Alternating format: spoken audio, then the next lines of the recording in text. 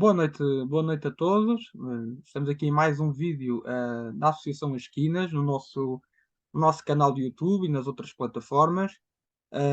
Connosco temos o professor José Carvalho, é professor de História, é investigador, tem uma ampla e fértil obra, sobretudo obra relacionada à religião, relacionada a estudos do catolicismo, a estudos de papas, a obras que se reportam à cristandade portuguesa, e é por essa e outras razões, naturalmente, que temos o professor José como convidado, e que desde já agradecemos a presença e agradecemos o tempo que dispõe que o professor dispõe para falar connosco. Bem-vindo, professor. Mu- Muito obrigado, boa noite também, Francisco, e a todos aqueles que nos ouvem através das redes sociais. E desde já muito obrigado pelo amável convite, portanto, e também pelas palavras da apresentação, pelos exagerados elogios em relação ao meu currículo. Portanto, também, evidentemente, que agradecer a oportunidade e a confiança no convite que foi feito. E espero, aliás, depois de tantas ilustres figuras que passaram aqui por este teu excelente programa de divulgação das questões da catolicidade, da cristandade, da Portugalidade, que esta seja também uma oportunidade, se nós quisermos, para se ouvir falar de Portugal e da nossa identidade católica e patriótica. Que assim seja, José. Não, tu és mais uma estrela que consta aqui nesta constelação de vídeos, por assim dizer. E, e pegaste agora no tema um bocadinho central daquilo que nós iremos falar, portanto, a cristandade em Portugal, a cristandade no nosso país, que nós sabemos, os dois, como católicos, como patriotas, como pessoas ligadas à história, que é uma ligação absolutamente indissociável, não é? Portugal não seria Portugal se não fosse o catolicismo. Aliás, Portugal se calhar nem chegaria a ser Portugal se não fosse o catolicismo, conforme o conhecemos. E nós, neste mês de maio, que isto está a ser gravado em maio, ainda estamos bastante próximos de uma data muito querida aos portugueses, que é o 13 de maio, que está obviamente relacionado com as aparições marianas. E eu gostava de começar por aí, para perceber na opinião do professor, como é que se explica este fenómeno tão particular, eu diria quase a nível mundial, deste marianismo tão profundo que existe na alma da nossa comunidade portuguesa?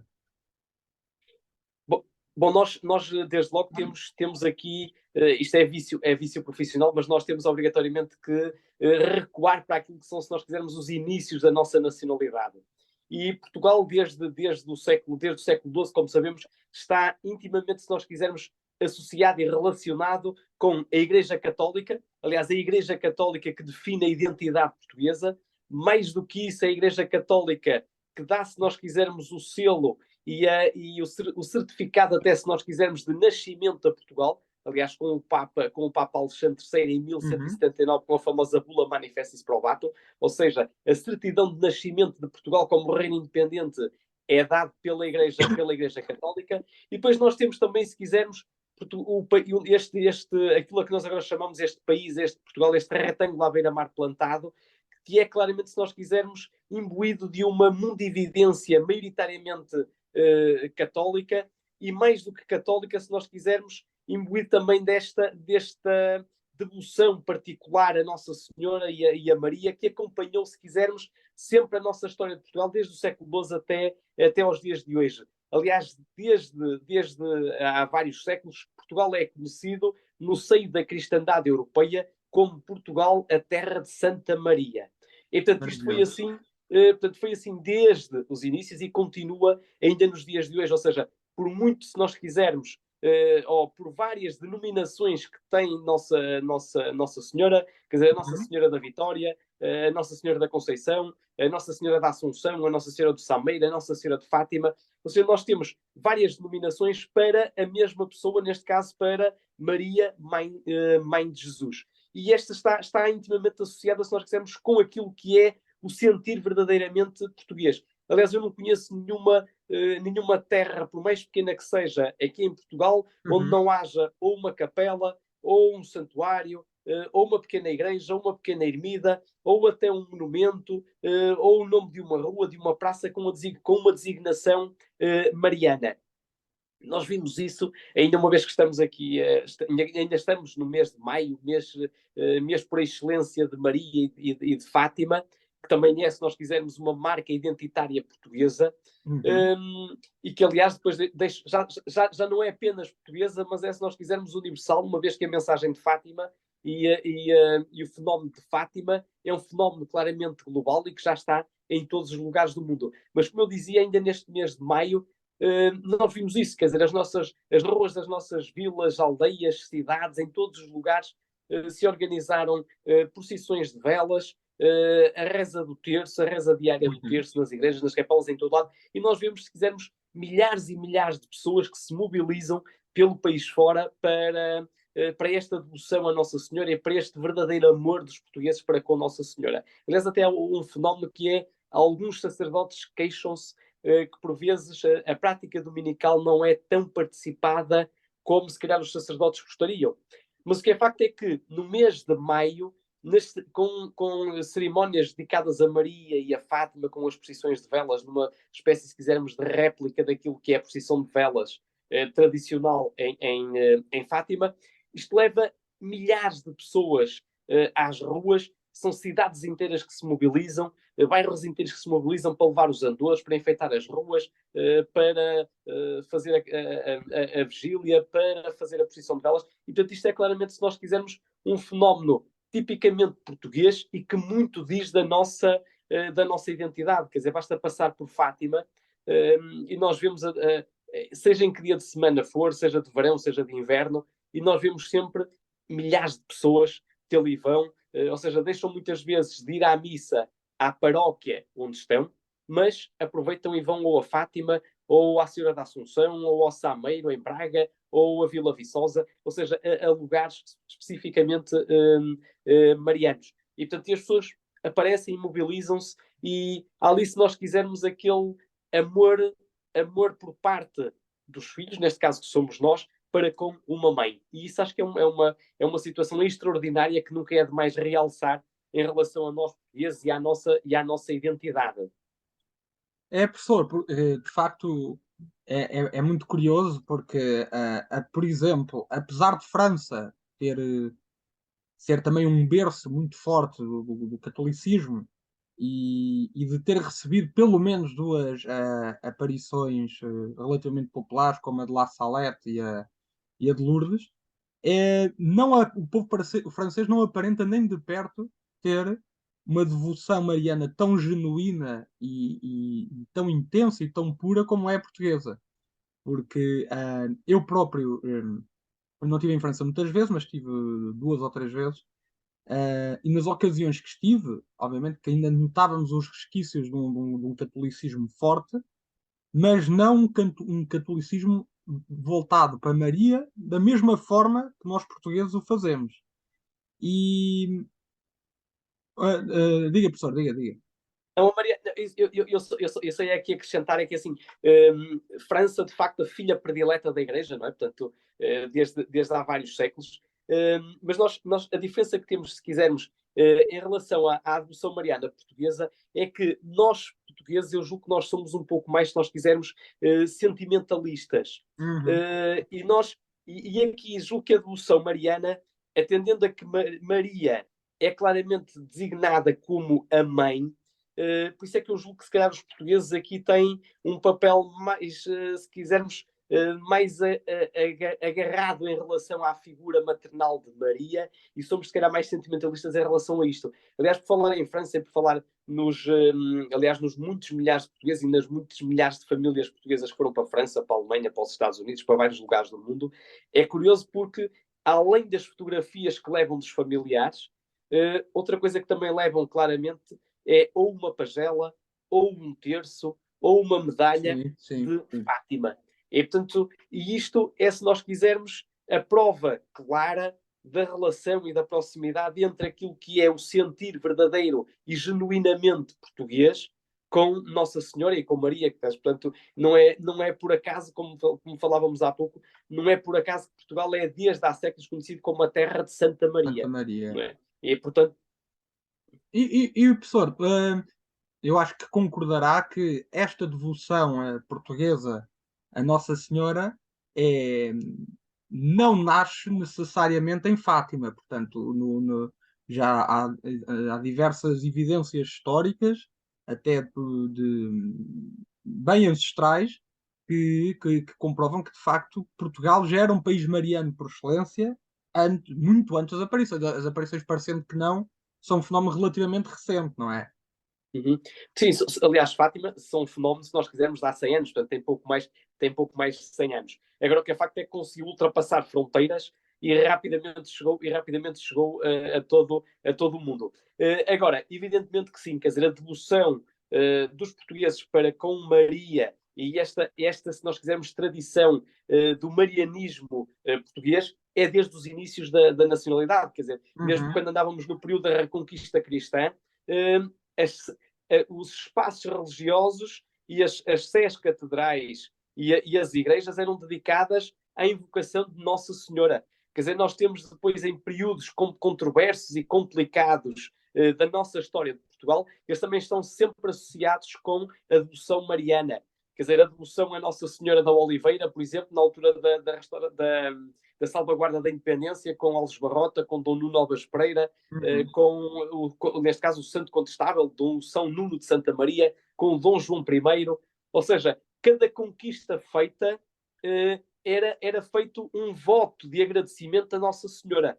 E, portanto, e temos Nossa Senhora de Oliveira, temos a Sé de Nossa Senhora de Braga, temos a Nossa Senhora da Vandoma no Porto, temos, portanto, sempre as invocações marianas a marcar, se nós quisermos, os vários acontecimentos mais importantes da nossa identidade.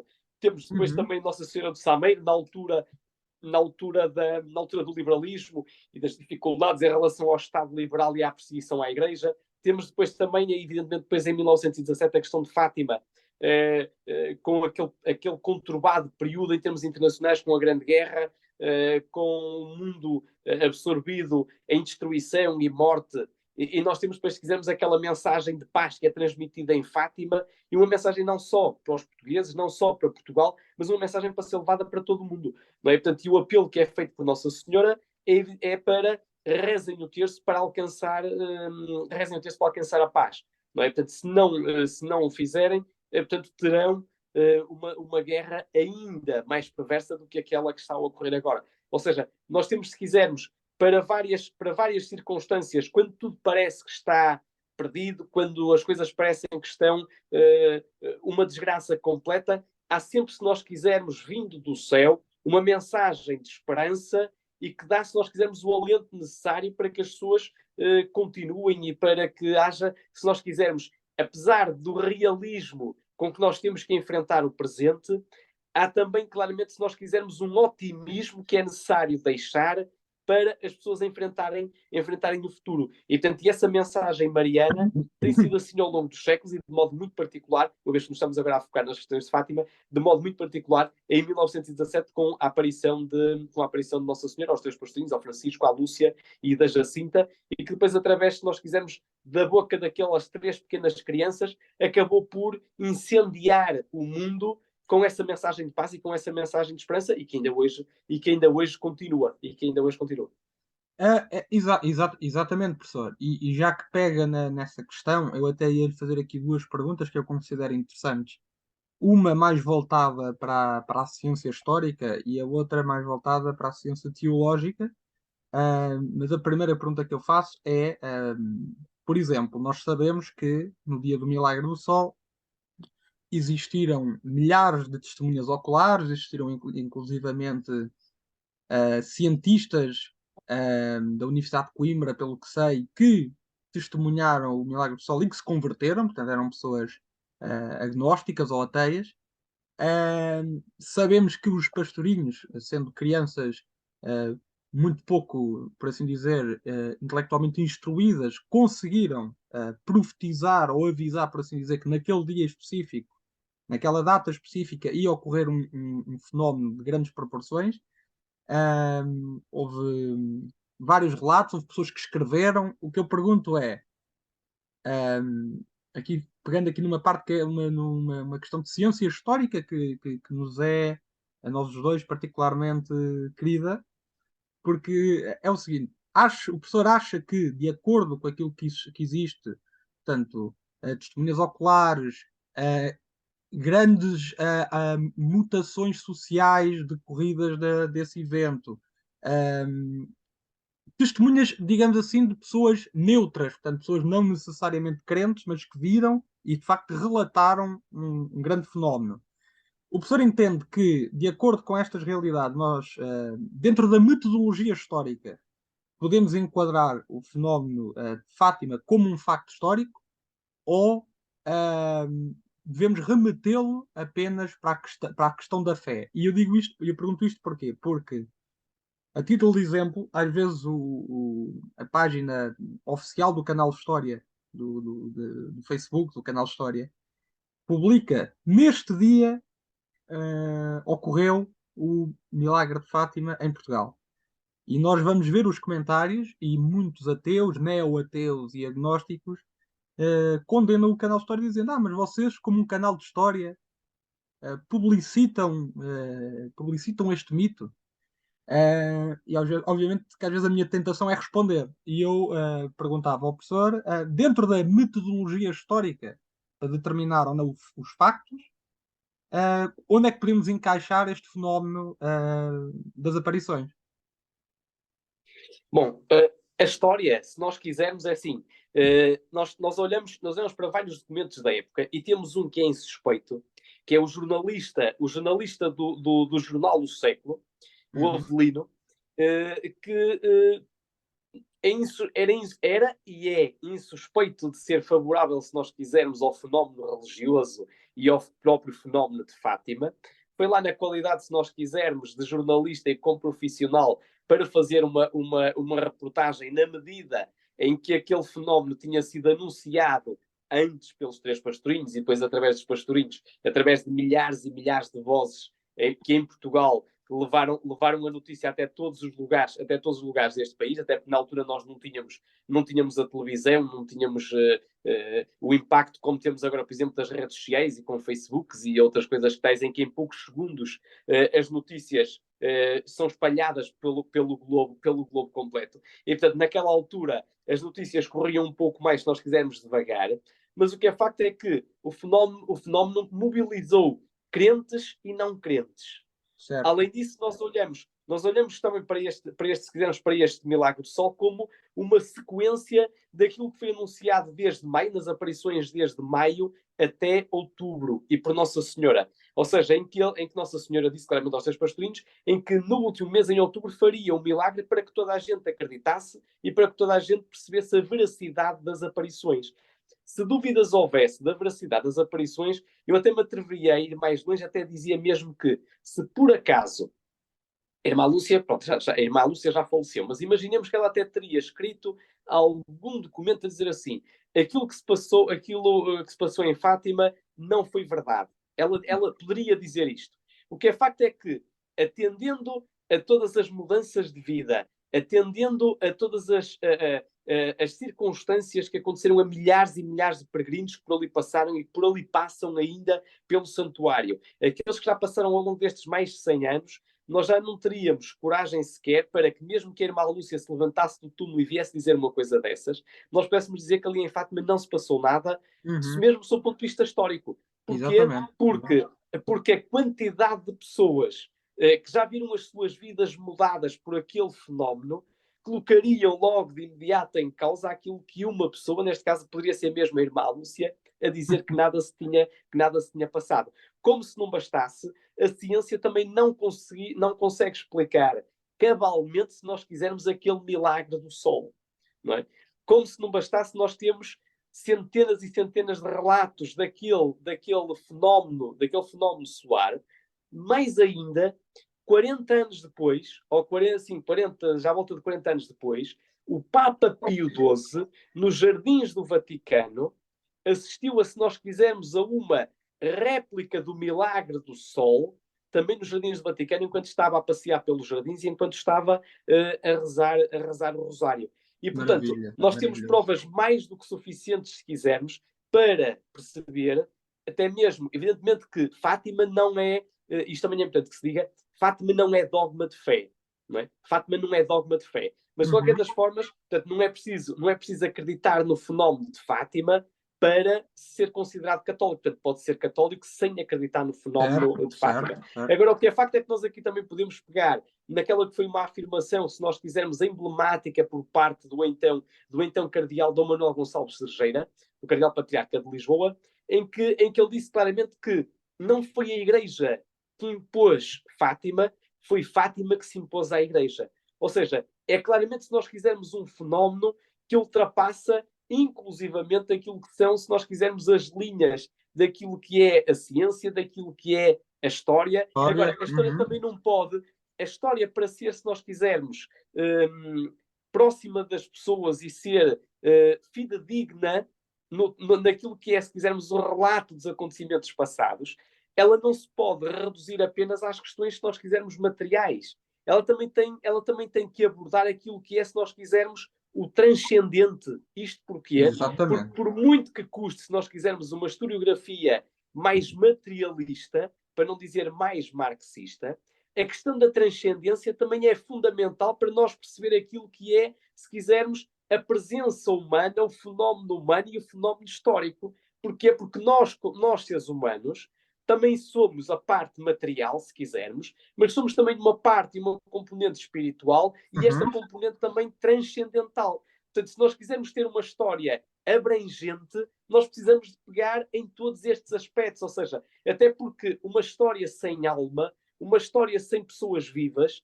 uma pessoa sem, ou neste caso, uma história também sem relatos e sem entusiasmo, é uma história morta, é uma história que não faz sentido. E então, se nós queremos uma história que entusiasme, uma história que nos ligue e em que haja, se quisermos, este elo perfeito entre as gerações anteriores, a nossa e o legado que nós temos que transmitir para as gerações vindouras,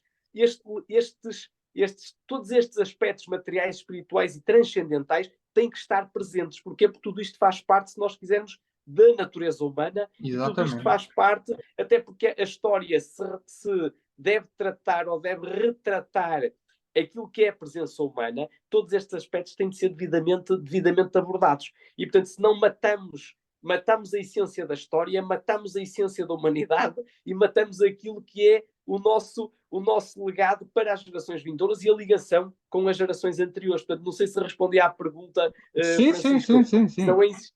Pronto. Não, professor, Está feito. Pronto, professor, estamos Entendo. aqui de volta à nossa conversa e estamos a falar da questão mariana, da questão mariana enquadrada na questão da metodologia histórica, da questão mariana na relação com Portugal, do nosso marianismo português. E agora aproveitando, vou transitar aqui para outra temática, mas também ligada à fé, e aqui até fazendo justiça aos livros que o professor tem editado, tem escrito nestes últimos anos. E gostava de falar aqui de três, aliás, de quatro figuras, sendo que o Papa Pio XII é pré-conciliar e já está um bocado distante dos outros três, mas gostava de falar aqui da questão da relação do Papa Pio XII com Portugal e depois falar de um pequeno comentário do professor relativamente ao pontificado de João Paulo II, do Bento XVI e do Papa Francisco. Foi um comentário assim breve de considerações que o professor queira fazer, mas se calhar começando pela relação do Pio XII com o nosso país, que motivou até um livro do professor. Bom, assim, o Papa Pio XII é, se nós quisermos, aquele que é o verdadeiro Papa de Fátima, e isto porque pela particular relação que o Papa Pio XII teve com o nosso país e de modo muito particular com o fenómeno de Fátima. Evidentemente que nós, que somos de outra geração, estamos acostumados a ouvir, falar de outro Papa de Fátima, particularmente o Papa São João Paulo II. De qualquer das formas, o Papa verdadeiramente de Fátima foi o Papa Pio XII, conheceu logo de início aquilo que foi o fenómeno de Fátima, as aparições de Fátima e o próprio milagre de Fátima e aquilo considerado o segredo de Fátima. De qualquer das formas, o Papa Pio XII está, se nós quisermos, aliás, também está associado com aquilo que foi a consagração do mundo ao Imaculado Coração de Maria, claramente vindo da mensagem de Fátima e do pedido feito por Nossa Senhora através da Irmã Lúcia e da Irmã Lúcia, depois para chegar ao Vaticano e até ao Papa, que aliás o Papa reinante, o Papa Francisco, ainda recentemente também, por altura desta guerra entre a Ucrânia e a Rússia, também fez essa mesma consagração do mundo ao Imaculado Coração de Maria. Aliás, tudo isto na sequência da mensagem de Fátima e do pedido feito por Nossa Senhora para que houvesse, portanto, a consagração do mundo a Nossa Senhora de Fátima, e neste caso ao Imaculado Coração de Maria.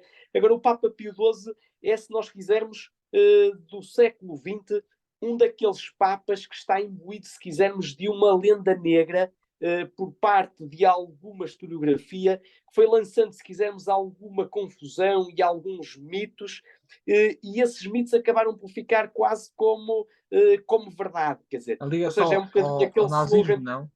É isso mesmo, isso mesmo. Uhum. Portanto, relacionado com a questão dos judeus, com a questão da Segunda Guerra Mundial e com a questão do Hitler e do nazismo. Agora, foi um bocadinho, se nós quisermos, aquela estratégia de digam alguma coisa, ainda que seja uma mentira, porque uma mentira repetida muitas vezes pode não passar a verdade, mas vai começando a criar confusão e vai começando, em algumas pessoas, vai começando a passar por verdade ou meia-verdade. E, portanto, é assim que se destrói, se nós quisermos, é assim que se destrói uma imagem e é assim que se destrói uma figura, neste caso do Papa Pio XII. A chatice dos diabos é que, com algum distanciamento, aquilo a que nós assistimos é o seguinte, é que o Papa Pio XII não pode, em circunstância nenhuma, ser acusado de ter sido conivente, se nós quisermos, com o regime nazi e com o Hitler e com a questão da perseguição aos judeus, até porque quando nós pegamos em documentos da época, inclusivamente da própria Igreja Católica Alemã e do próprio Vaticano, se há uma instituição no mundo que condena claramente o nazismo e que condena claramente a doutrina e, mais do que isso, a ideologia nazi, essa instituição chama-se Igreja Católica.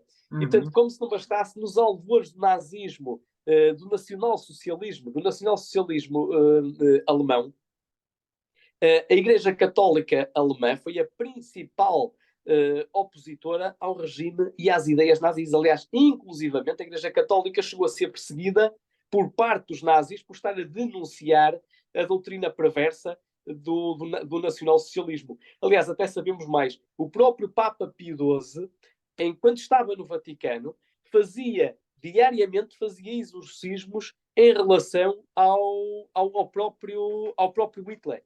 E, portanto, através das janelas do Vaticano, o Papa Pio XII exorcizava o Hitler. Como se não bastasse, quando se acusa, se quisermos, a Igreja Católica de nada ter feito, depois a estratégia depois foi, a Igreja Católica não denunciou, a Igreja Católica foi conivente com o regime. A chatice do diabo é que as provas que nos chegam e os documentos que nos chegam é que não houve qualquer conivência e houve claramente uma denúncia por parte da Igreja Católica. Depois a acusação era que a Igreja Católica não protegeu e não salvaguardou e não protegeu, se nós quisermos, os judeus. A chatice dos diabos é que mesmo no próprio Vaticano, foi a Igreja Católica que abriu os espaços das igrejas, dos conventos, dos mosteiros, e que os abriu, mesmo colocando em risco a vida dos religiosos que lá estavam, mas eles fizeram-no para acolher nos seus aposentos e nos seus espaços famílias judias e judeus. Portanto, aliás, nos próprios aposentos do Papa, eles foram abertos para acolher famílias de judeus.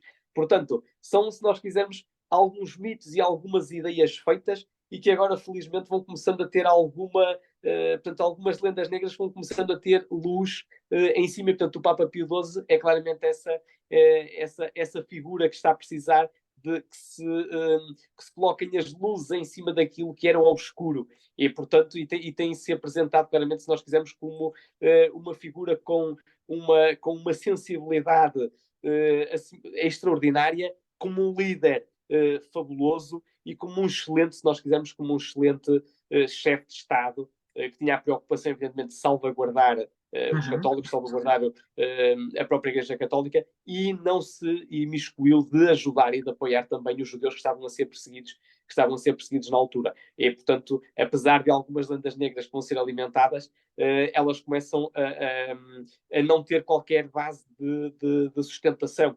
E, portanto, em relação a Portugal, quer dizer, o Papa está relacionado com Fátima, temos a Deuscidência, se quisermos, e para quem acredita nestas questões da transcendência, porque estas questões da transcendência fazem parte, claramente, se nós quisermos, também da história. Porquê? Porque nós, homens, os do passado, os do presente e os do futuro, somos, se quisermos, seres vivos, com alma, com vida, e se nós queremos que a história tenha vida e que tenha alma e que seja viva, nós também precisamos que a história também faça eco desses aspectos. Em relação ao Papa Pio XII, como eu estava a dizer, o Papa Pio XII está também relacionado, curiosamente, ou talvez não, naquilo que eu chamo uma deuscidência, porque o Papa Pio XII é eleito, é ordenado bispo no dia 13 de maio de 1917. Ou seja, não há aqui coincidência rigorosamente nenhuma. Há uma deuscidência, se nós quisermos olhar para estas questões de modo transcendental, que é precisamente no dia em que Nossa Senhora estava a aparecer em Fátima aos Três Pastorinhos. Nós temos o Papa Pio XII, que iria ser depois considerado o Papa de Fátima, a ser ordenado bispo. Portanto, como se não bastasse, foi o Papa, depois o Papa Pio XII, aliás, que também se aproximou de Fátima, que fez a proclamação do Ano Santo, a proclamação da Assunção de Nossa Senhora e do dogma da Assunção de Nossa Senhora. Temos o Papa Pio XII, aliás, que oferece, durante o seu pontificado, oferece aquele mosaico que está na entrada principal da Basílica de Nossa Senhora do Rosário de Fátima, que está na entrada principal. Portanto, aquele mosaico foi oferecido pelo próprio Papa Pio XII. Ou seja, o Papa Pio XII está, se nós quisermos, claramente associado com Fátima e com o fenómeno de Fátima. Pois ainda para o caso português, quer dizer, o Papa está também relacionado, se quisermos, com um documento fundamental que foi a Concordata. Portanto, a Concordata foi estabelecida entre o Estado português e a Santa Sé, neste caso, e o Vaticano, e que começou a ser negociado. Era o então Cardeal Pacelli, colaborador direto do então Papa Pio XI. E, portanto, estaria se calhar longe de imaginar que seria o então Cardeal Pacelli que esteve a negociar também a questão da concordata entre o Estado português e a Santa Sé, que depois, como Papa, em 1940, iria assinar esse documento, portanto, e como Papa e como chefe da Igreja Católica. E, aliás, nessa altura até há um aspecto, se nós quisermos, mais anedótico e mais curioso, em que o próprio Papa Pio XI diz que o doutor Salazar, que era, enquanto essas negociações decorriam, diz que o doutor Salazar que era a verdadeira encarnação do demónio.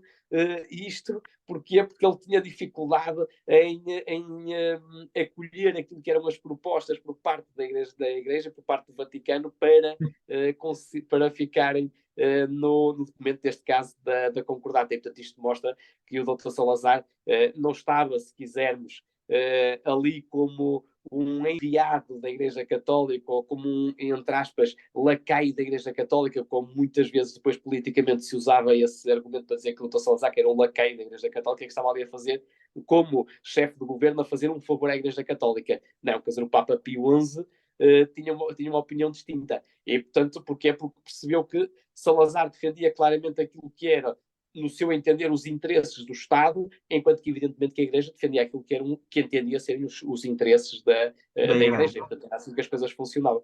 Né? Portanto, depois há outras curiosidades também que nós temos falado sobre elas, nomeadamente a pouca satisfação, diziam as más línguas da época. Portanto, nós aqui temos sempre alguma dúvida em perceber se é uma história, se é história. em que se dizia que os portugueses, na altura da eleição do então Cardeal Pacelli para Papa Pio XII, terão ficado pouco satisfeitos com essa eleição, na medida em que a eleição do Cardeal Pacelli como Papa Pio XII teria impedido a eleição do nosso Cardeal Dom Manuel Gonçalves Cerejeira. Ou Sim, seja, interessante. porque eram os dois cardeais mais novos do Colégio Cardinalício e, portanto, supostamente seriam aqueles que maiores probabilidades teriam de ser eleitos como papas. E, portanto, mas isto é, se nós quisermos já, daquilo que os franceses chamam le petit histoire, portanto, e algumas curiosidades. Depois temos também, naquele período difícil da Segunda Guerra Mundial, temos também os serviços diplomáticos portugueses a oferecer exílio ao Papa Pio XII, caso o Papa Pio XII fosse feito, neste caso, ficasse preso por parte dos, feito, entre aspas, refém por parte das tropas do nacionalsocialismo. E, portanto, Portugal estaria disposto a acolher o Papa Pio XII. Evidentemente, o Papa Pio XII disse logo de imediato que não, que essa questão nem sequer se colocaria, porque se fosse prisioneiro, se ficasse prisioneiro das tropas nazis, nessa altura ele abdicava do lugar e, portanto, resignava e, neste caso, renunciava, assim é que é, renunciava ao lugar e, portanto, o Colégio Cardinalício faria a eleição de outro Papa. Mas, pronto, estas são algumas, se quisermos, algumas pequenas curiosidades e alguns pequenos aspectos da ligação clara entre o Papa Pio XII e Portugal, e neste caso, e Portugal. Não, e é muita informação e de facto é curioso, mas isso acaba por ser relativamente comum, que é o conhecimento que as pessoas têm da realidade papal está um bocadinho dependente do Papa, por assim dizer, das suas vidas ou das suas gerações. Portanto, porventura, uma pessoa que agora terá os seus 80 anos terá conhecido eventualmente quem? O João Paulo II, Papa Bento XVI, o Papa Francisco, talvez o João Paulo I, o Paulo VI, eventualmente, não sei se já teria apanhado, mas as pessoas conhecem a sua circunstância, porque se nós recuarmos dois ou três papas anteriores à sua geração, o conhecimento que a pessoa tem do trabalho e do pontificado desse papa já é quase nulo, não é? Portanto, eu contra mim falo. Eu, por exemplo, eu sei pouquíssimo do que terá. Do Paulo VI ainda sei algumas coisas. Do João Paulo I também não teve muito tempo, como sabemos. Mas, mas é importante deixar que essas memórias e que esses factos históricos permaneçam vivos no imaginário e no ideário católico. E tentar também sempre fazer, ou estabelecer, na minha perspectiva, uma ligação entre o pontificado e o nosso país e a nossa nação. Particularmente, como o professor falou, o Pio XII tinha de facto uma ligação riquíssima para Portugal, desde logo pela questão mariana. E depois é engraçado, eu gostava que já agora, nessa circunstância, que o professor explicasse como é que houve na sua perspectiva, essa transição de título, por assim dizer, do Papa de Fátima, do Papa Pio XII para o João Paulo II, para o Papa São João Paulo II, anos depois. E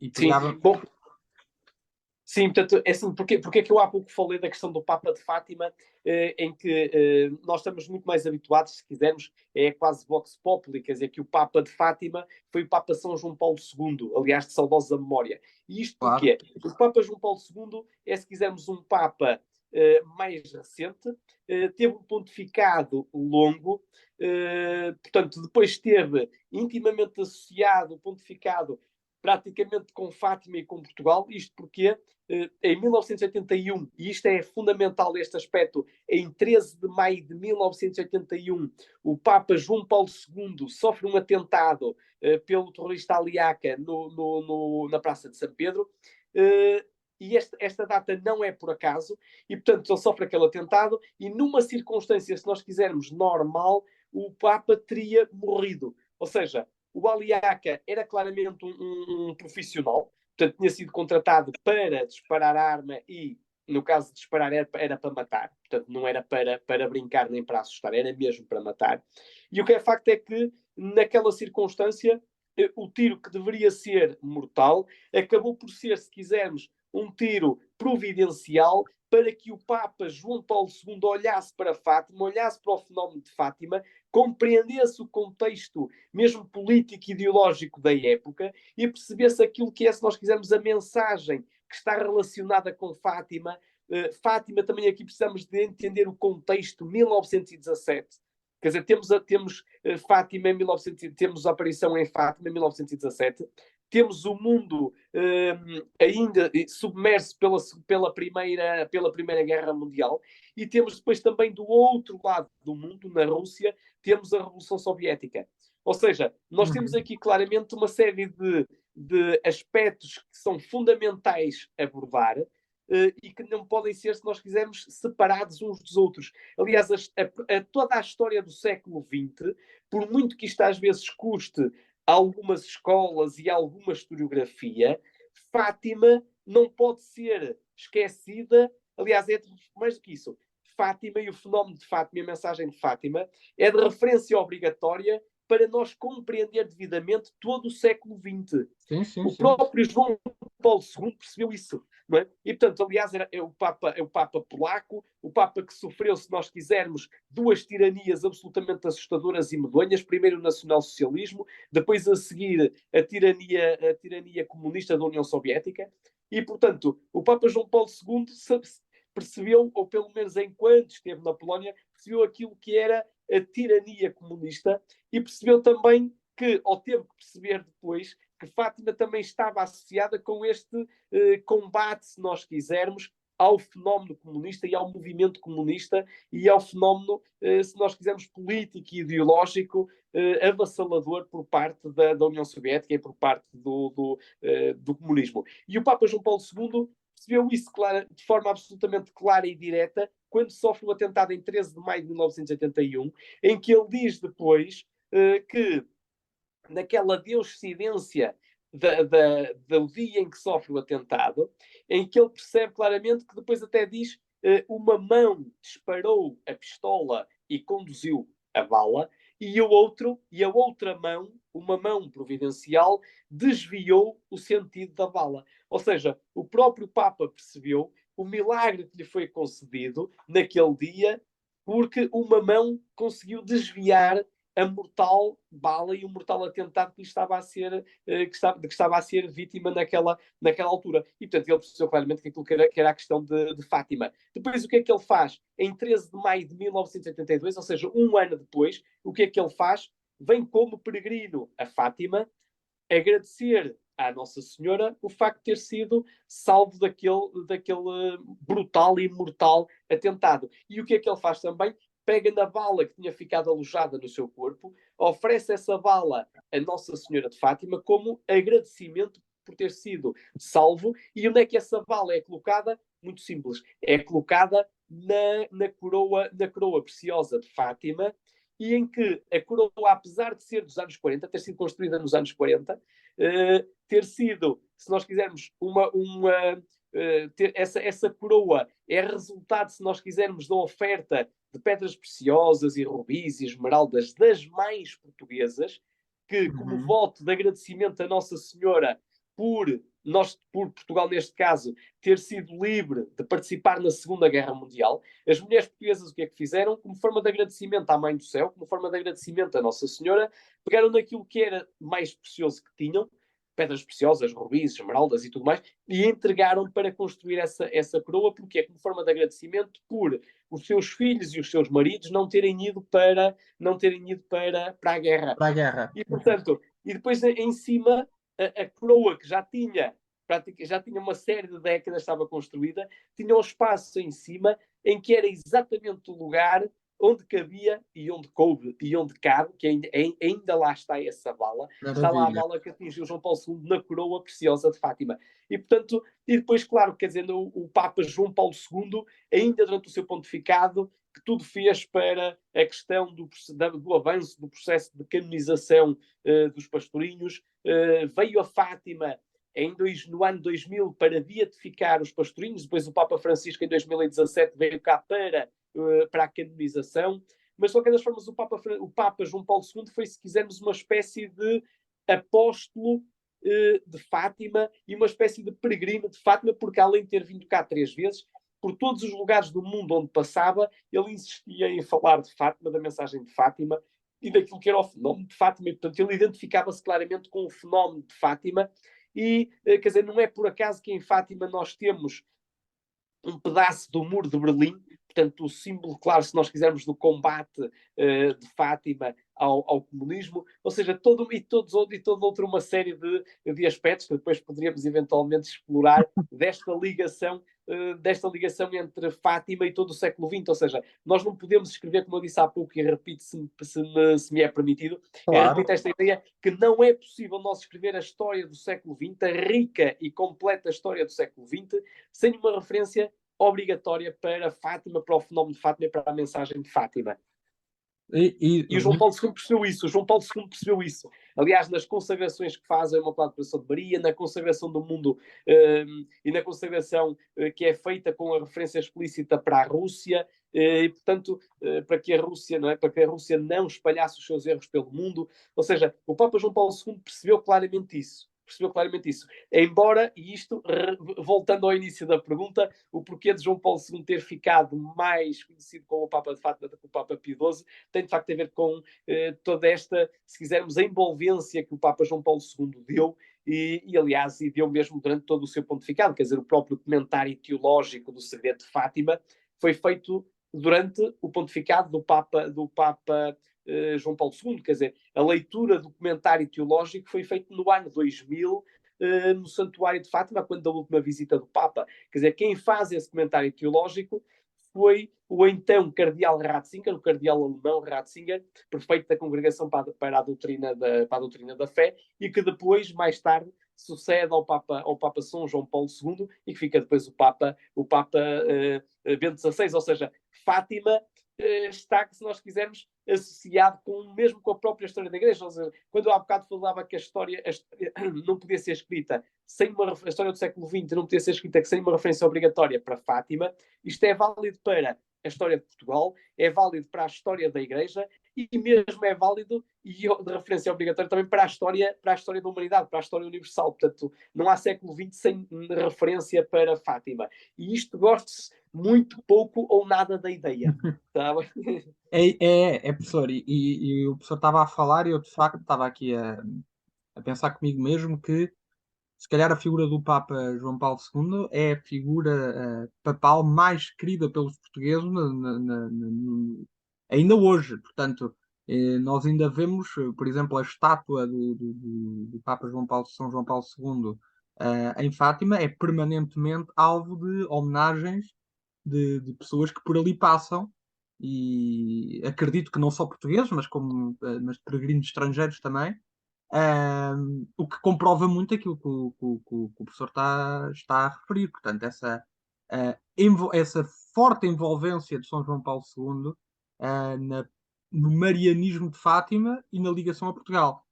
E sim, sim, professor, sim. Uhum. Não, eu ia dizer que de facto, outra, se nós quisermos, outra curiosidade, ou seja, todos os peregrinos que passam em Fátima, eles vão evidentemente que logo de imediato à Capinha das Aparições e, portanto, colocam tudo aquilo que é o agradecimento e também implorar por alguma graça de que as pessoas estão a necessitar naquele momento, ou seja, mesmo só para um desabafo que as pessoas necessitam, elas dirigem-se obrigatoriamente logo à Capinha das Aparições e perante a imagem, aquela veneranda imagem de Nossa Senhora, quer dizer, que é uma imagem carregada de milhões de olhares, de milhões de desabafos de peregrinos de todo o mundo. E depois, além disso, também passam lá em cima na Basílica de Nossa Senhora do Rosário, junto dos túmulos dos pastorinhos, e depois também uma passagem obrigatória é junto àquela estátua do Papa São João Paulo II. Uhum. Ou seja, isto mesmo antes da própria Igreja Católica reconhecer as virtudes de santidade do Papa São João Paulo II, ou seja, mesmo durante a própria vida, o João Paulo II já era visto pelas pessoas como um santo, e aliás tanto assim foi que em pouco tempo a Igreja Católica, de acordo com os seus cânones, de imediato reconheceu o Papa como santo. Como Ou santo. seja, isto é claramente, se nós quisermos, é,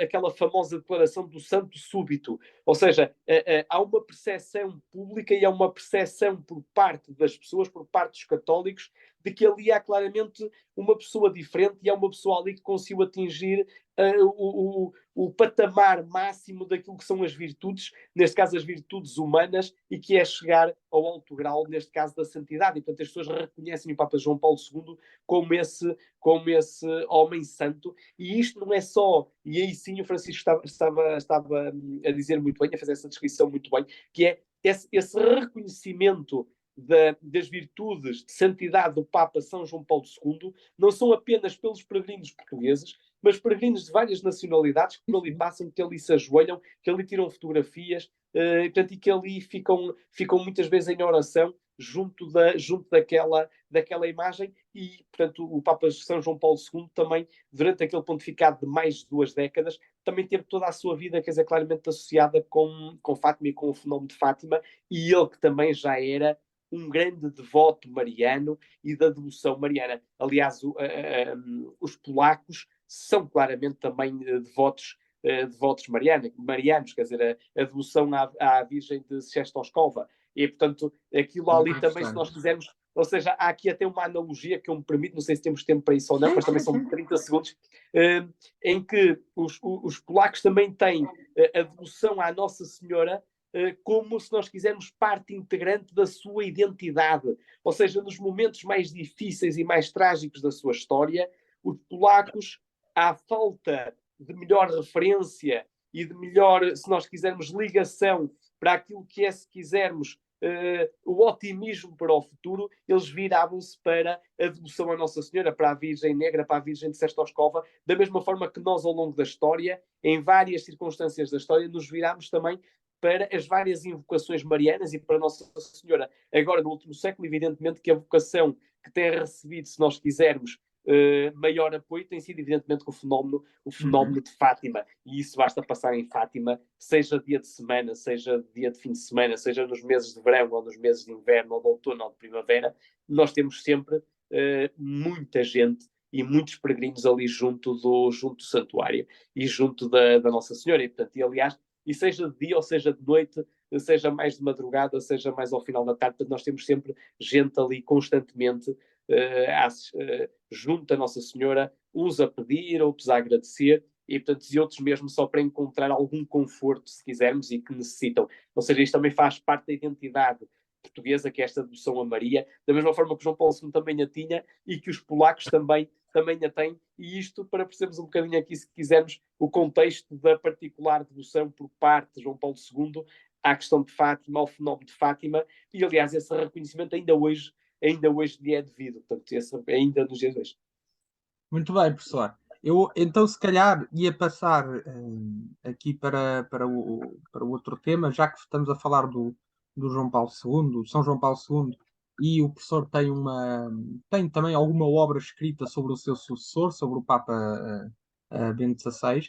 Eu gostava de perguntar ao professor se concorda na sua perspectiva como católico e como estudioso, se concorda com com a eventual atribuição do título de doutor da Igreja ao Papa Bento XVI, tem sido amplamente discutida, mas permita-me só mandar um novo link e assim o professor já me responde à pergunta, pode ser?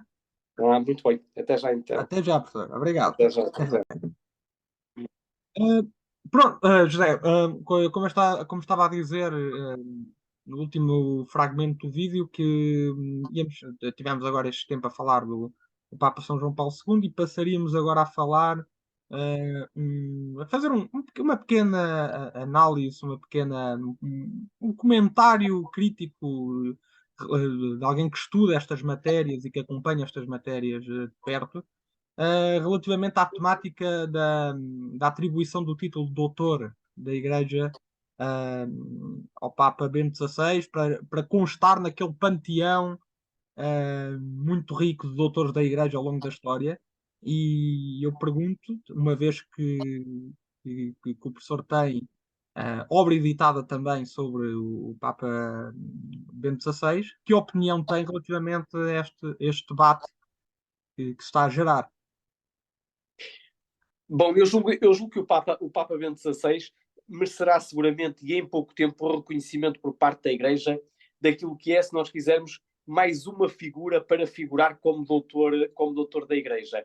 E é doutor da Igreja porquê? Porque ele teve a capacidade de, durante a sua vida, que foi de perto de 94 ou 95 anos, portanto, julgo que faleceu com 95 anos, portanto, ele faleceu em 31 de dezembro do ano passado, portanto, em 2022, no último dia do ano, e tinha 95, penso que era 95 anos. E foi ao longo de toda a sua vida, se nós quisermos, um exímio professor e um exímio, se nós quisermos, responsável por conseguir, como verdadeiro doutor e como verdadeiro professor, explicar aquilo que era, se nós quisermos, a essência do cristianismo, a essência da doutrina da Igreja. E porquê que doutor? Porque ele conseguia explicar aquilo que era, se calhar, muitas vezes difícil para nós compreender, para nós entender, de forma muito simples. Aliás, em todos os cursos de teologia das várias faculdades de teologia do mundo, livros de referência e de leitura obrigatórias são os livros do então professor Ratzinger, do então cardeal Ratzinger e do Papa, e depois finalmente do Papa Ratzinger. Aliás, se quisermos, para melhor compreender esta questão, o então bispo, arcebispo e depois cardeal Ratzinger, era, se nós quisermos, um verdadeiro fenómeno da teologia, era considerado até por muitos como um menino prodígio da teologia alemã, e várias universidades, não só alemãs, mas várias universidades no mundo, queriam, se nós quisermos, contratar o então professor Ratzinger para trabalhar nas suas universidades. Portanto, se nós quisermos, uma figura extremamente requisitada e uma figura extremamente apetecida, se nós quisermos, por parte do mundo académico. Era, se nós quisermos, quase passando para o mundo do futebol, era quase como uma espécie de Cristiano Ronaldo da teologia. E, portanto, era cobiçado por quase todas as universidades. Depois, se nós quisermos também, é que foi, se nós quisermos, também um homem e uma figura do nosso tempo e que nós tivemos ainda o privilégio e a graça de acompanhar. Quer dizer, para o Papa Bento XVI, se nós quisermos, as questões económicas, financeiras, políticas, sociais, elas eram importantes, eram e são importantes para a humanidade, mas o Papa Bento XVI, aliás, mesmo antes de ser Papa Bento XVI, mesmo enquanto na qualidade mesmo ainda de cardeal e mesmo apenas como professor de teologia, ele dizia que era fundamental olhar para as questões de natureza moral. Ou seja, mesmo para aquilo que era, se nós quisermos, recomendações e conselhos para homens e figuras públicas da época e mesmo para os dias de hoje, a lição que ele nos deixa é que, evidentemente, que as questões económicas, financeiras, políticas, sociais são importantes, mas as essenciais são as morais. Portanto, e isso também quando nós assistimos nos dias de hoje, se quisermos, uma série, uma assustadora decadência Sim, sim. medonha junto dos servidores da causa pública, percebemos que tudo isto não é apenas uma questão de legalidade, mas é uma questão de moralidade. Aliás, quando nós ligamos a televisão e nos entra pela casa dentro e pelos olhos dentro, muitas das situações que vão acompanhando, infelizmente, aquilo que são figuras da nossa praça pública e da nossa praça política e daquilo que são, que deveriam de ser, que eu repito, que deveriam de ser servidores da causa pública, aquilo que nós percebemos claramente é que falta ali moral, falta moralidade, falta decência. E o Papa Bento XVI deu-nos essa lição da moralização na coisa pública. Além disso, num tempo se nós quisermos, de anões, de habilidosos, de cataventos, quer dizer, o Bento XVI consegue afirmar-se como um gigante e como um ser superior. E, portanto, eu julgo que só isso já seria mais do que suficiente para nós o apresentarmos como um doutor da Igreja e como, aliás, se calhar aquilo que será depois o reconhecimento máximo das virtudes humanas, que é a santidade, mas para isso, evidentemente, que aguardemos pela decisão da Igreja. Agora, outro Papa que também esteve muito relacionado com o nosso país, com o fenómeno de Fátima, e portanto tinha um Papa claramente também, um Papa global, um Papa da história da humanidade, mas intimamente relacionado com a nossa história de Portugal também.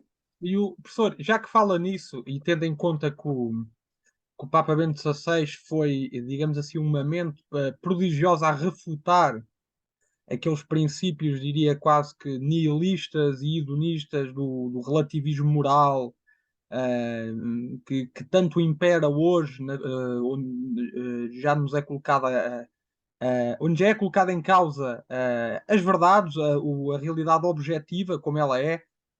Eu lembro-me sempre daquela frase do Chesterton que diz que não demorará muito tempo até temos que provar que a relva é verde. Que no fundo é exatamente a esse ponto que chegamos. E o que eu pergunto, dentro daquilo que o professor falou do Papa Bento XVI, e aqui também falando, introduzindo um bocadinho o Papa Francisco, no caso, o professor não acha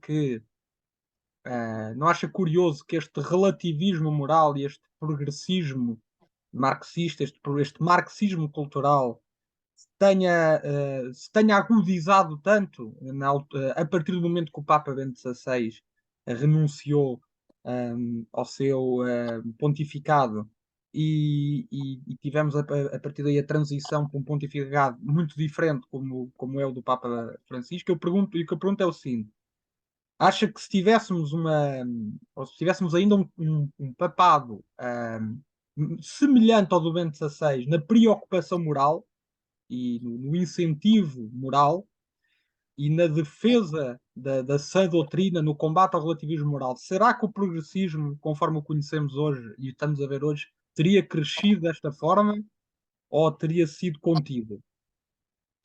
Essa é uma pergunta difícil, porque assim, nós conseguimos analisar aquilo, ou pelo menos eu, como o defeito profissional que tenho com o ofício de professor de História, eu consigo sim acompanhar ou tentar perceber aquilo que foi o passado. Agora, nós modificarmos aqui a circunstância e modificarmos as personalidades e modificarmos os protagonistas, nós aí não conseguimos ou seja, não conseguimos responder cabalmente a isto. Agora, o Papa Bento XVI, de facto, conseguiu denunciar claramente esta ditadura, aquilo a que ele chamava a verdadeira ditadura do relativismo, e que ele o disse com todas as palavras e com toda a clareza, e que, aliás, isto fez, se nós quisermos, fez eco em todo o mundo para um alerta por parte do Papa Bento XVI para essa verdadeira ditadura do relativismo que tudo sufocava e que, aliás, ainda nos dias de hoje continua a tudo sufocar. E em relação a isso, nós temos claramente, se nós quisermos, tempos perigosos, tempos muito perigosos e tenebrosos que vivemos nós, como portugueses, para aquilo que é, se nós quisermos, a nossa identidade católica, patriótica, quer dizer, para quem, e aqui até, se me é permitido, para quem tem filhos pequenos, para quem tem filhos em idade escolar, para quem tem os filhos no ensino, para quem tem os filhos entregues, se nós quisermos, à escola, maior a preocupação que nós temos em relação a esta verdadeira ditadura, esta ditadura do relativismo e a esta ditadura do cancelamento e do wokeismo, que a todos nos deve preocupar, porque é a famosa cultura do cancelamento nas questões, se nós quisermos, morais, religiosas, ideológicas, naquilo até mesmo que é o cancelamento também nas questões da história, da identidade, nas próprias relações humanas, ou seja, quer dizer, na questão das relações humanas é o fim, se nós quisermos, da designação do sexo,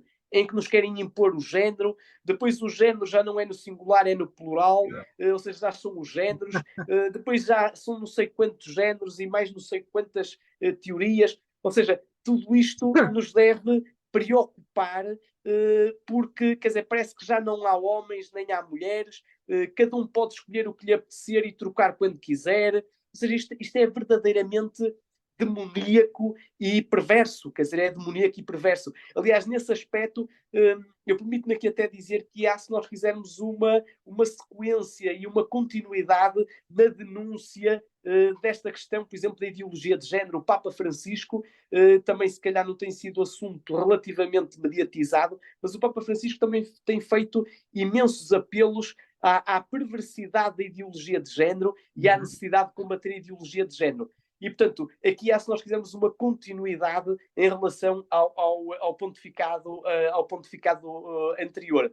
Depois aqui nós vivemos, se quisermos, nesta questão do wokeismo e da cultura do cancelamento, nós vivemos, se quisermos, imbuídos de um certo estado de loucura, eu não encontro outro termo, um verdadeiro estado de loucura em que, se não tivermos cuidado, em pouco tempo, quase poderemos ser internados num campo de reeducação, porque nós não podemos dizer que o homem é homem, a mulher é mulher, o menino é o menino, a menina é a menina, quer dizer, o menino tem uma pilinha, a menina tem uma pipi, ou seja, em breve, se nós não reagirmos em relação a isto, começa a ser crime nós dizermos aquilo que é o óbvio e dizer aquilo que é quer dizer, uma evidência. E, portanto, isto é assustador, quer dizer, isto é medonho, é tenebroso, é mesmo como eu dizia há pouco, de um mundo de verdadeiros loucos, um mundo de loucura, em que nós estamos a ser submersos se não tivermos cuidado. Quer dizer, no caso da história, quer dizer, é olhar para a história e olhar para o passado e para os nossos antepassados e para aquilo que é, se nós quisermos, este elo da nossa identidade, como uma espécie de crime, de que nós hoje temos que ter vergonha daquilo que os nossos antepassados fizeram. Sim, sim. Quer dizer, é a apologia, se nós quisermos, da destruição daquilo que é a identidade moral e a identidade ideológica do nosso povo com praticamente 9 séculos de história. E, portanto, isto é preocupante, quer dizer, isto é muito preocupante, não é? Quer dizer, quase como se a história agora se preocupasse só em apresentar as narrativas das violências, dos racismos, dos assédios pós-coloniais, quer dizer, isto só pode dar numa, e permita uma expressão, numa grande asneira, não é? Ou num grande disparate, não é? Portanto, há aqui quase uma intenção clara de que as pessoas não saibam nada da sua origem, que as pessoas não saibam nada da sua história, nada daquilo que é a sua identidade, nada daquilo que é, se nós quisermos, estas questões da ligação entre o passado, o presente e a afirmação do futuro. Quer dizer, para muitos a história só começou em 25 de abril de 1974, quer dizer, outros mais espertinhos e mais despachados são capazes de dizer que Portugal começou em 5 de outubro de 1910, e portanto, isto é preocupante, quer dizer, isto é assustador,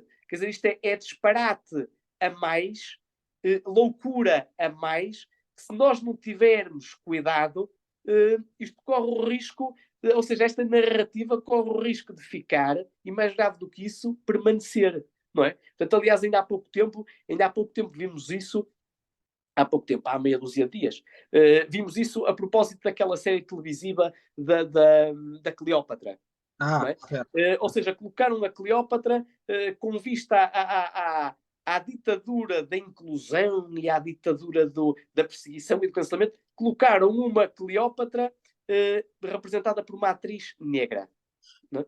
E, portanto, quando nós sabemos que a Cleópatra era uma senhora grega, não é? Exatamente. Grega. O que é curioso, professor, é que e se eventualmente invertêssemos, e se eventualmente quiséssemos fazer um filme em homenagem ao Martin Luther King, ou ao Eusébio, ou a qualquer ou Nelson Mandela, exatamente, ou qualquer figura relevante de cor negra, e substituíssemos por um homem branco. Nós, se o fizéssemos, já seríamos acusados, já seríamos condenados em praça pública como sendo racistas, estando a impor a sua cor, a ser aquilo que eles chamam de aculturação, da apropriação cultural. Portanto, quer dizer, é exatamente isso que o professor fala, a ditadura da normalidade, não é?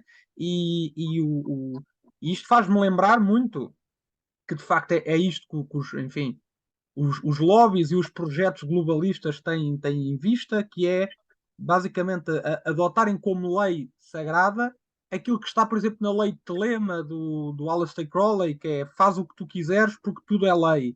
Portanto, é exatamente o contrário do que é o catolicismo, o contrário do que prega essa doutrina dessa luta contra o relativismo, porque de facto hoje as pessoas fazem o que querem porque tudo é lei, no sentido espiritual e no sentido civil. Portanto, não há o problema é isso, professor, é que se nós abrirmos esta caixa de Pandora, não há de faltar muito para que as pessoas clamem pela proteção dos pedófilos, pela proteção dos assassinos, pela proteção dos corruptos, porque arranjam ali um subterfúgio social qualquer, ou uma narrativa social qualquer, para proteger aqueles que praticam o mal.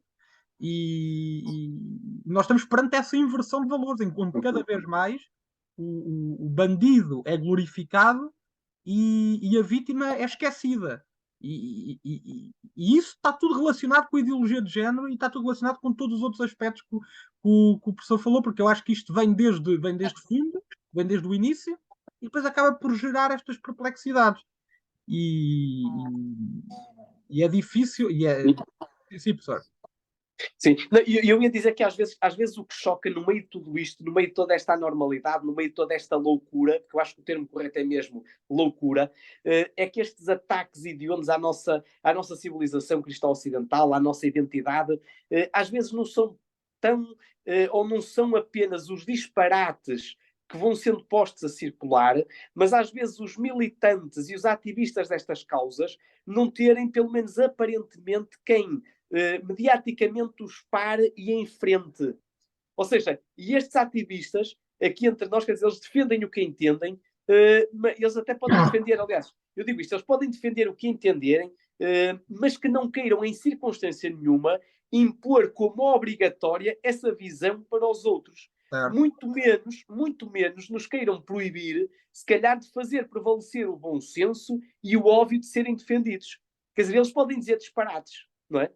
Mas se alguém se opuser a esses disparates e àquilo que eles estão a dizer, são logo os radicais e os extremistas para abater, não é? Ou seja, os uquistas e esses defensores da doutrina do cancelamento, quer dizer, eles podem defender, não podem ser os donos da verdade, nem julgarem que podem impor aos outros uma perseguição sem freio e o seu modo de apresentar as coisas e de ver as coisas. Quer dizer, eles podem, para eles só há liberdade para quem pensa da mesma forma que eles. Para eles só há tolerância se for para quem pensar da mesma forma que eles. Se alguém se opõe à sua forma de pensar, quer dizer, há logo doses de perseguição e de intolerância sem fim. E, portanto, isto é assustador. Quer dizer, o combate que nós aí temos pela frente agora é claramente um combate de natureza moral, de combate de ideias, de combate ideológico, sim, sim. porque se nós quisermos, neste momento é o último grau do processo revolucionário em curso por parte de determinadas forças e determinados grupos de esquerda, em particular de esquerda, mas que também estão a ser levados muitas vezes por aquilo que é o chamado centrão, aquilo Certo, que é certo. não direita, mas as não esquerdas, ou seja, que não querem em circunstância nenhuma um combate ideológico e moral. E eu acho que o desafio do futuro passa claramente por aquilo que é o combate cultural, ideológico e civilizacional. De acordo. Porque, e aqui nisto, nós precisamos de algumas questões que são, se nós quisermos, fundamentais, quer dizer, é a defesa da nação, da identidade, da soberania, da liberdade, da pátria, da cristandade e depois, acima de tudo, de uma instituição-chave para a história da humanidade, do passado, do presente e para o futuro, e que se chama família. E, portanto, Claro. e tudo isto são aspectos fundamentais que é necessário agarrar e para combater por aquilo que é, se nós quisermos, a salvaguarda da nossa identidade e do nosso futuro e da nossa própria civilização, quer dizer, e que está a ser posta em causa, quer dizer, porque estes valores de nação, soberania, liberdade, pátria, cristandade e família e de Deus, quer dizer, são aspectos fundamentais, são mais do que as questões às vezes económicas, financeiras, são estas questões, se nós quisermos, da identidade, da soberania e estas questões ideológicas e morais. Mas eu também não quero estar a monopolizar aqui Não. a questão do debate. A questão aqui do Não, debate. professor, por acaso é assim, a conversa já vai longa, de facto. Falámos aqui maioritariamente da questão católica, da questão dos papados, dos pontificados mais recentes.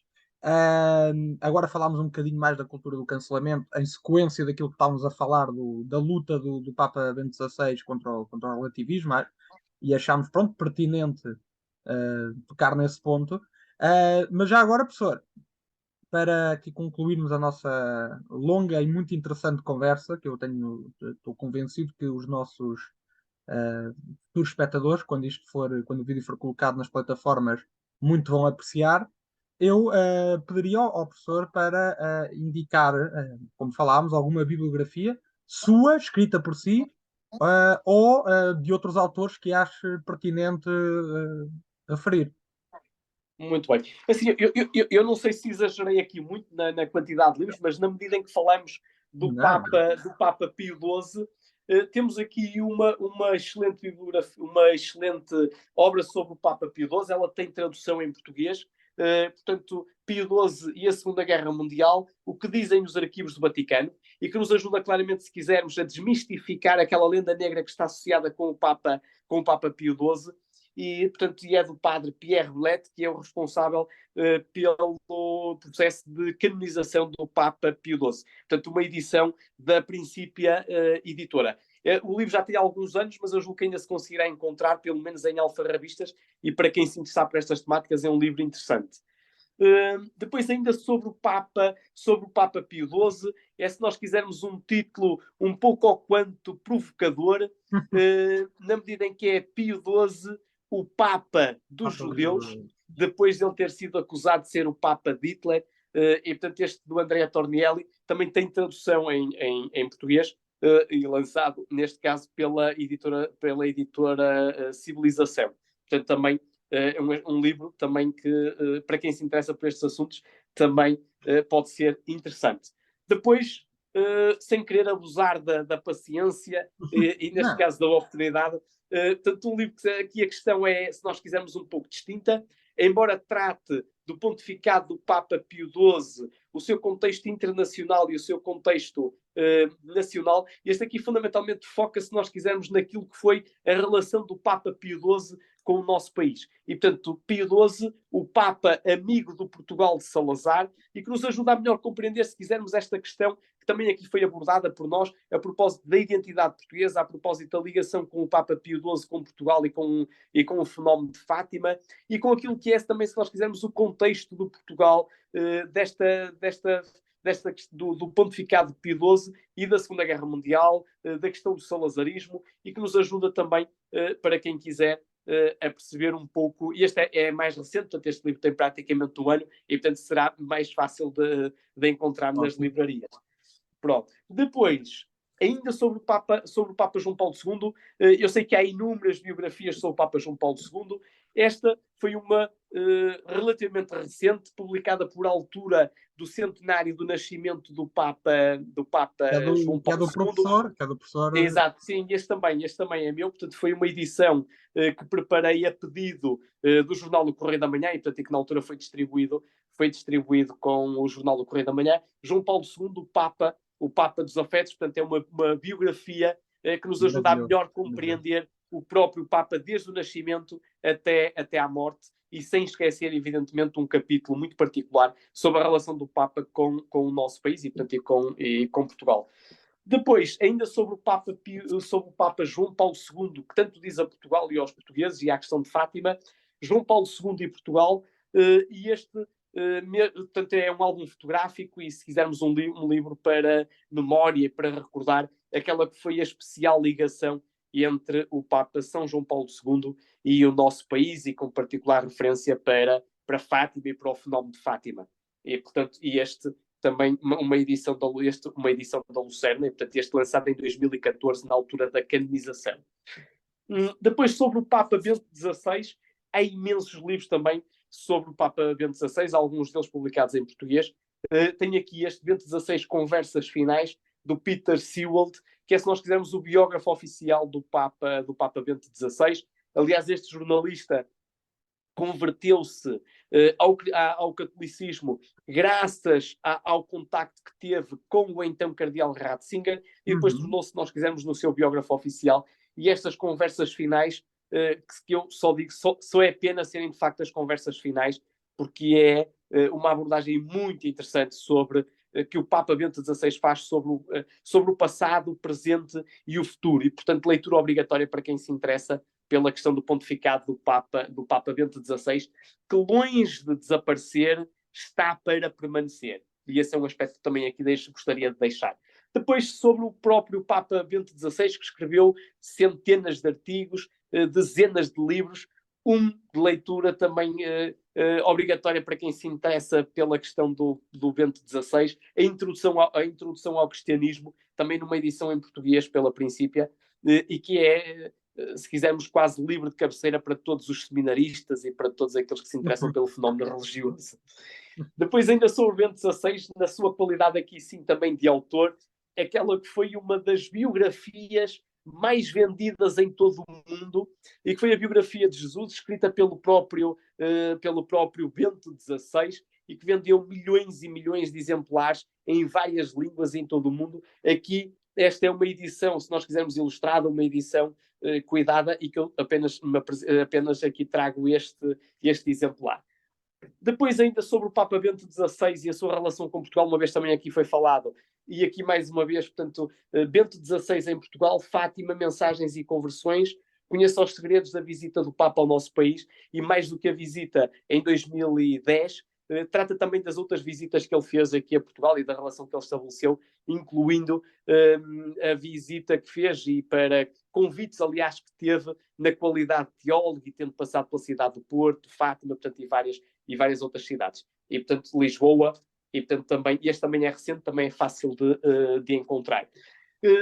Atendendo a que falamos aqui inúmeras vezes da questão dos Papas e da relação dos Papas com o nosso país, e de modo muito particular com o fenómeno de Fátima, permite-me também sugerir este aqui, Os Papas que Marcaram Portugal, e, portanto, um livro para crentes e não crentes, tudo aquilo que são, se nós quisermos, os episódios, as curiosidades das viagens, as histórias, as histórias também dos Papas que visitaram o nosso país. E aqui, evidentemente, como a própria capa o revela, naquilo que é, se nós quisermos, além dos Papas, a sua relação com o fenómeno global de Fátima. E, portanto, muita bibliografia para aqueles que possam eventualmente ser os interessados por estas questões e por estas temáticas daquilo que é a identidade portuguesa.